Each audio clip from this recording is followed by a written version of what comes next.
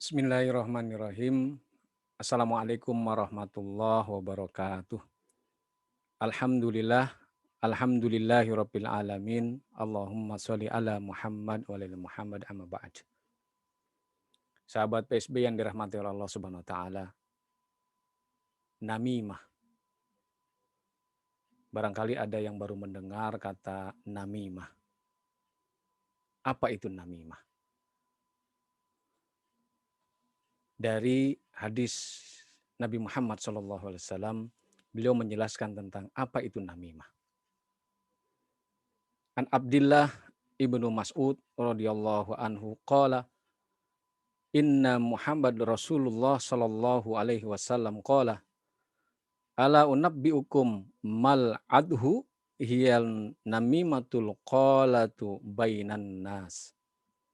Dari Abdullah bin Mas'ud radhiyallahu an, sesungguhnya Muhammad Rasulullah sallallahu alaihi wasallam bersabda, maukah ku beritahukan kepada kalian apa itu al-adhu?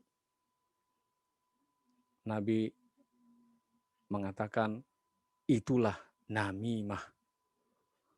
Al-adhu adalah namimah.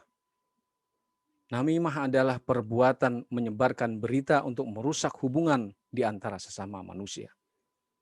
Hadis riwayat Muslim nomor 6802. Kemudian di hadis yang lain,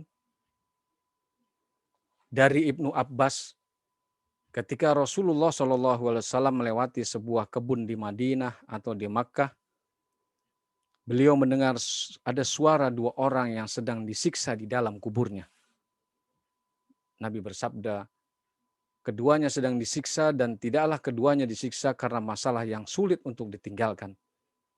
Kemudian beliau kembali bersabda, mereka tidaklah disiksa karena dosa yang mereka anggap dosa besar. Orang yang pertama disiksa karena tidak menjaga diri dari percikan air kencingnya sendiri, dan orang yang kedua adalah orang yang suka melakukan namimah. Jadi Rasulullah SAW mendengar orang yang sedang disiksa di dalam kuburnya disebabkan satu, karena ia tidak berhati-hati dalam buang air kecil, ya, istinjanya kurang sempurna, atau bahkan tidak istinja, atau tidak cebok, ya.